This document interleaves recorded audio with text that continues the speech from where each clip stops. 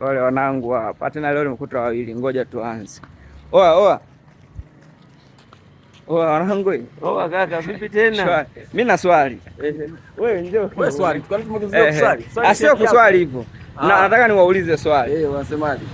Kati ya hizi type mbili, kati ya mwanamke mnene na mwembamba, yupi akiwa na hela atamsumbua sana mwanaume wake? Naona mimi mjinga. Mwanamke, yani kweli tuseme, mwanamke mwembamba. Hapana. Hapana. Siwezi. Hakuna. Automatically mwanamke mwenye mwili mkubwa anapokuwa ana fedha kuzidi wewe mwanaume, huwa ana zile za kwamba, yani kwanza anakuona kama utoshi hivi. Unajua? Mwanamke mwembamba, wale kwanza useme tu mwembamba, sema kifotabo. Kidogo huwa wamesimama. Mwanamke mwembamba pote pale anapita, hata guest wewe anakutoroka. Na wana huruma, hasa usiongee kutoroka guest. Kutoroka sema toroka umemzidishia mambo.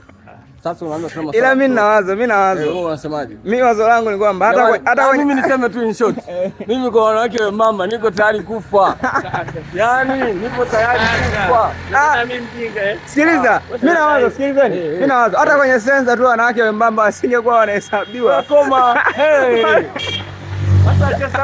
Asihesabiwe na kati na yenu binadamu anastahili. Wanawake wembamba hata kwenye sensa wasihesabiwe. Kwanza wanajaza nchi. Ni jada la mwisho leo. Wanajaza nchi. Mwisho leo. Hamna. Naona mimi mjinga Mwisho leo mwanamke mwembamba. Bila mwembamba. Oya. Waliko wembamba.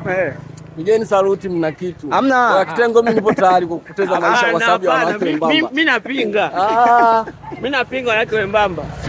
Wanawake hamna noma kwa kuwa mmenzidi, mko wengi. Hamna. Lakini usizingizie wingi. No, but proper. Sikia sasa tuseme proper. Kiuhalisia tu. Wanawake wembamba mliko. Walaaniwe. Pigeni makofi. Walaaniwe. Mtu muhimu wa kuwatetea nyinyi. Niko tayari kufa. Au usisikizishe. Ushakukuta mchungaji wa kike mweusi na nili mwembamba? Ushaiona wapi? Mwanamke mchungaji, yani mchungaji wa kanisa kama mwembamba. Wakati hujatupeleka shule. Uliona wapi? Nini? Wapi? Kwa mfano mimi labda unachunga ng'ombe. Kwa mfano mimi naitwa mchungaji Mido. Wewe. Hebu imagine huyo mwanamke mama ninamtetea na kumpenda. Hajao mchungaji kesho. Tunasiwa jinga.